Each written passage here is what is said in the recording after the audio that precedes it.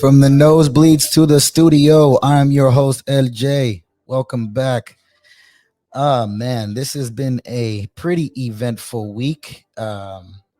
Just want to say, predictions from my last episode ended pretty well with the Nuggets ending it in five. Congratulations to them. Want to start, honestly, we just want to start there. This is going to be a quick episode today. Kind of just wanted to, kind of touch on what kind of happened this past week. Just when you think basketball's over, it has a way of surprising you, and that's honestly why I love it so much these days. Um, but yeah, let's get back to congratulations on the Denver Nuggets, for winning the NBA title. Shout out to them. Definitely deserve it. Very convincing fashion too over the Miami Heat. Specifically, as the ticker can shows right there. Shout out to Aaron Gordon, former Orlando Magic, for getting his first ring. Was a little bittersweet about it, not gonna lie, to begin. Um, just all the talk from him this season, all the praise he was getting is just like he's always been a good defender, so it was never surprising to me. Offensively, he was still the same player, so I was lost on like honestly how we were, where the narrative changed, all just because he was playing with the better team. But I mean, I'm happy for him. The pettiness has to has to stop at some point. But congratulations to him. Congratulations to the Denver Nuggets.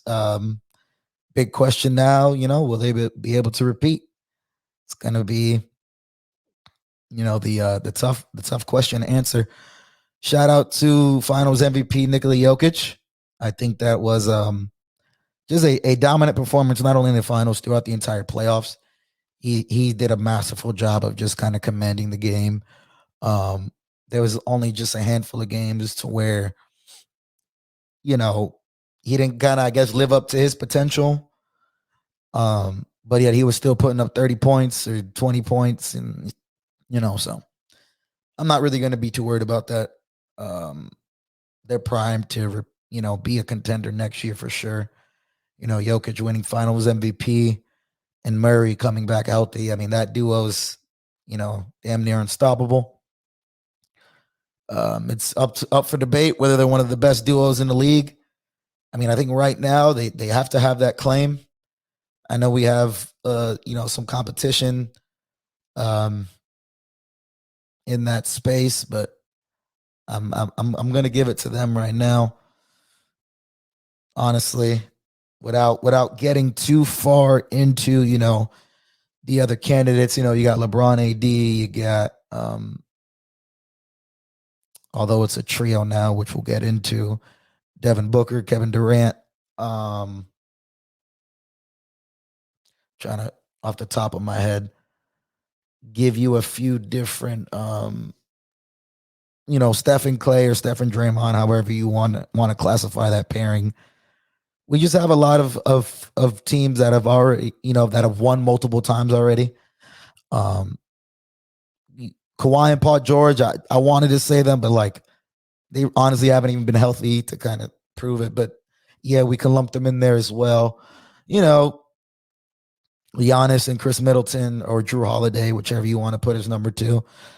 They're definitely up there. They definitely, can compete for that. I think they'd have to win a little bit more before I'm comfortable putting them there for sure. But, we'll see. Excuse me there. Had a little bit of drink of water. But, ultimately, I think for now, they're going to be the team to beat, not only in the West, but in the playoffs overall. So brings me to the first topic. Kind of, is the super team era over? I thought this initially when the Nuggets did win. For the last few years, every other year has been a small market team per se. Denver winning it this year, Milwaukee winning it in 2021, and then we got Toronto winning it in 2019. So, every over the last like 4 or 5 years, 5, 6 seasons, we've had, you know, the small market teams win, which I think bodes well, not only as a Magic fan, but just an overall NBA fan. We don't have the same teams constantly locked in the battle to win it. And I think that's awesome. So is it over? Which we're about to get into. We'll see. Reason why I'm a little hesitant for that. If you guys haven't heard, over Father's Day yesterday, it was announced Bradley Beal was traded to the Phoenix Suns in a package for CP3, Landry Shamet, what appears to be all the remaining second round picks, which I believe is 6, and then the remaining pick swaps, which is about like 2 of them, at least for the next till 2030 or so, or until they're eligible for new picks, which is 2032. So basically a whole decade. So that's going to be tough from a building around the roster standpoint. But on the topic of super teams, this definitely has to be looked at as one of the best teams now coming into next year. They already were with just Booker and KD as is. You add in Bradley Beal, I mean, hey, I'm not one to kind of argue hard on that one. It's kind of dope. Seeing them together. I just kind of question, I mean, seeing Bradley Beal get out of Washington was good. We share the same birthdays, June 28th. So I think that's pretty cool. I've always been a fan of him for a lot of reasons, but to sort of see him contending is awesome. But the fit's going to be questionable because that means Devin Booker's point guard. Not that he didn't prove that he can play point guard, but I feel like with that much offense, they're all kind of still isolation players at the end of the day. So, and with the new coach coming in, Frank Vogel, he's not really an offensive-minded coach, defensive-minded coach. A la the Lakers, the Indiana Pacers back in the day when they were, the 2012, 2015 kind of run. And then, he coached the Magic for a couple seasons, or one season. But all in all, it's just questionable fit. I mean, I know obviously he'll bring the defensive intangibles to the team, which is good. But again, they're not really going to be running any type of offense. It's just going to be a lot of isolation. And then considering they have to round out their roster with basically kind of minimum veteran players and free agents, and it's going to be tough to kind of build a real unit, especially when those players aren't on the floor. I imagine the plan is going to be to keep at least one of those players on the floor at all times. That would make sense, kind of like the Warriors did when they had KD, always keeping Steph, Clay, or him on the floor. What the Nets try to do recently with Harden, Kyrie, and KD, but they were always hurt. So we'll see. An injury, that's going to be another big question. Beal hasn't played more than 60 games in the last 5 seasons.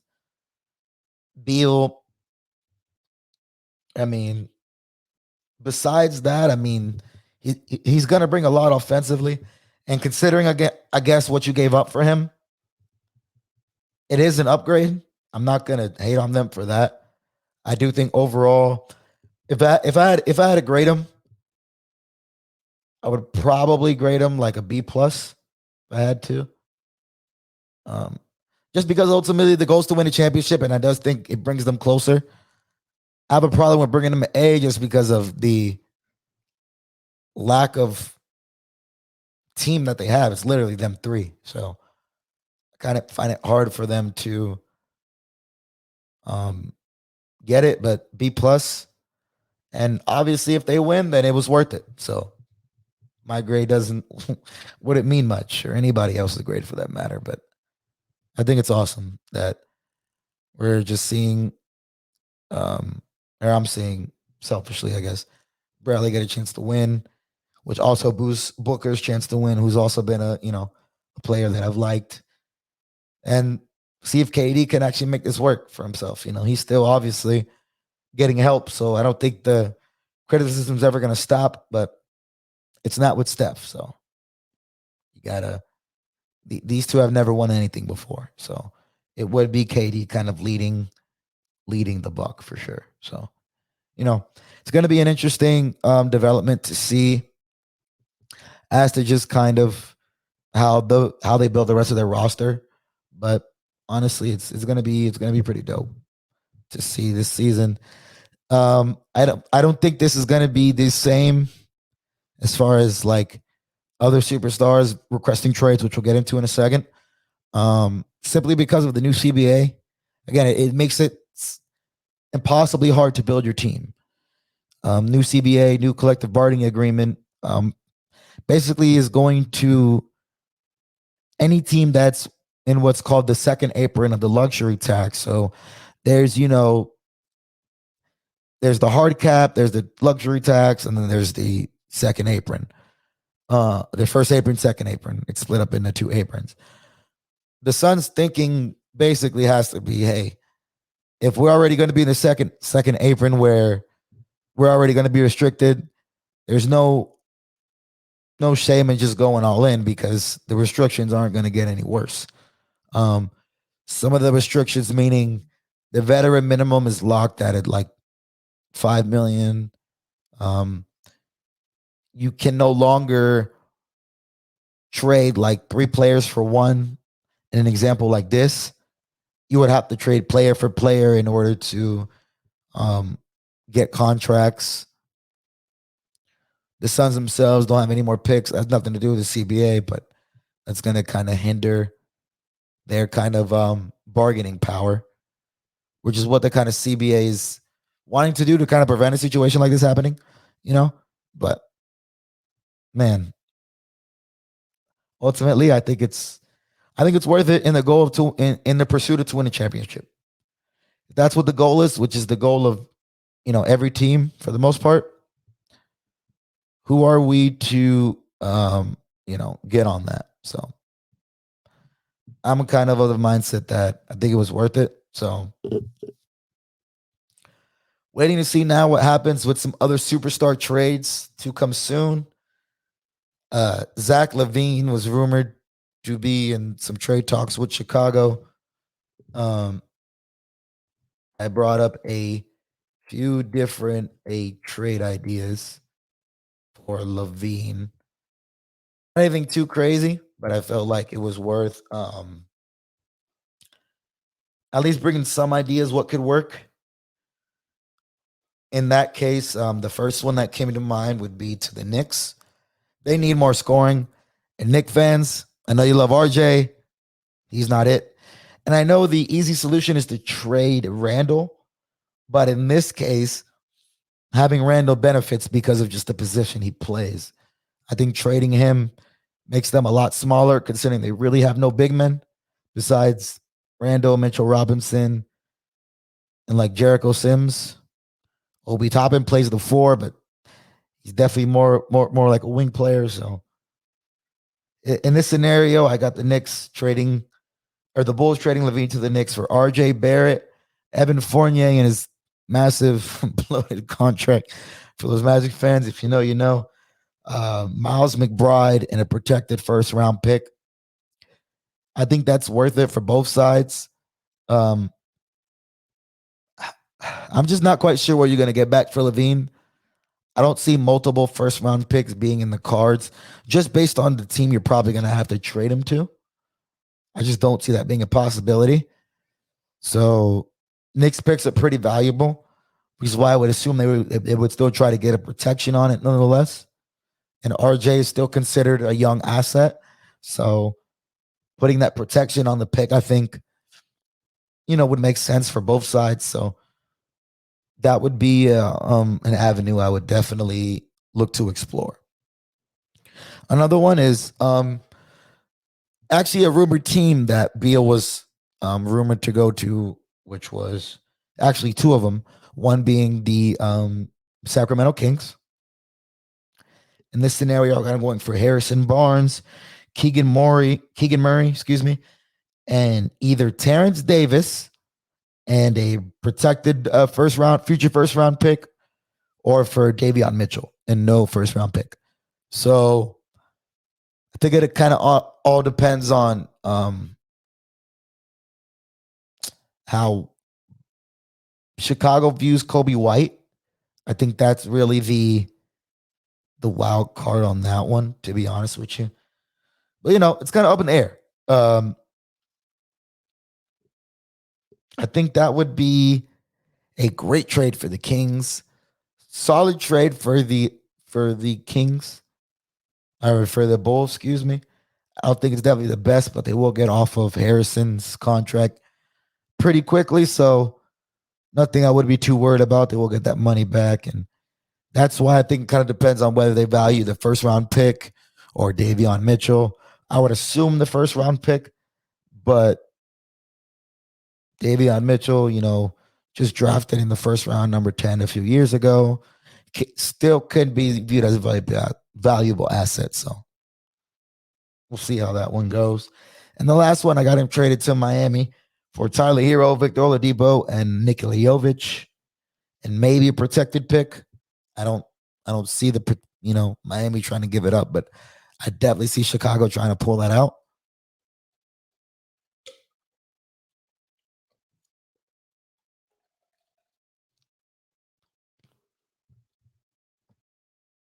All right. Again, sipping some water. But with that being said, I think Levine for Hero and Oladipo and Jovic. Sorry, I got the trades on my phone right now. My printer wasn't working, couldn't get out the sheet. Always got it. You don't need to hear. But basically, I think Levine to the Heat is one that they will likely pursue if Damian doesn't become available because they need something. And Levine's was traded for Butler before, so that would be interesting to have him now play with Butler. So the Bulls have options. Again, not anything particularly great, unless they plan on going a full rebuild and they're just trying to get some picks. Then I do believe they can find a better avenue of trades to go around. But I'm just kind of go about maybe they're just trying to do right by Levine, which just seems like the players have been able to finesse the teams into doing. So I'm just going to continue with that theme for now, to be quite honest with you. And then I mentioned Dame. Quickly, I don't think he's getting traded, but if he does, that'll be the biggest news of the offseason for sure. Possible trade ideas. Man, the Heat really seem like the logical one, as much as I hate to say it, just for the simple fact of what he would want. And that's definitely a situation where they're going to do right by Dame, where I feel like this is all on him, despite the no trade clause that Beal has, which is why I'm assuming they would get more back than even in this Levine package, for example. But I don't know. I think that bodes well for them the best to have that. So see what's going to happen. So to kind of round it up for today, we're just gonna quick little other breaking news that we had go over this past week. It was announced Ja Morant was suspended for 25 games. Kind of questionable as to the punishment from both sides. The NBA Players Association and Ja Morant's camp felt it was too aggressive, while everyone else kind of felt it was too light. Kind of, I'll say this. My initial reaction was it was definitely a light sentence based on the media kind of hoopla around it. I was definitely once you look into context more, definitely it's not so much on like Morant's camp for being upset. You get it.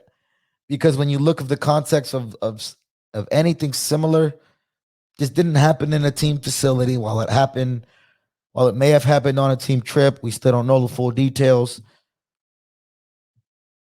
The fact that they're not releasing the full details leaves us kind of, space to the ability to kind of guess and estimate why they would make this decision. And because of that, you know, there definitely doesn't seem like it could have been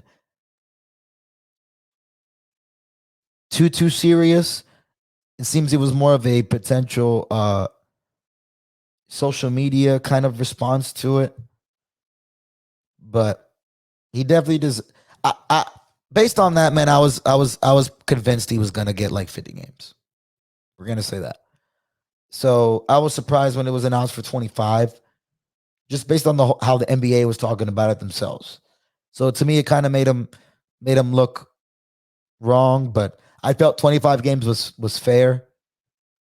Um, again, the reason why the Nuggets, the Nuggets, John Morant's camp was adamant that it was a little too steep was just like in the when you look at other punishments for 25 games, doing something on social media doesn't like add up to that.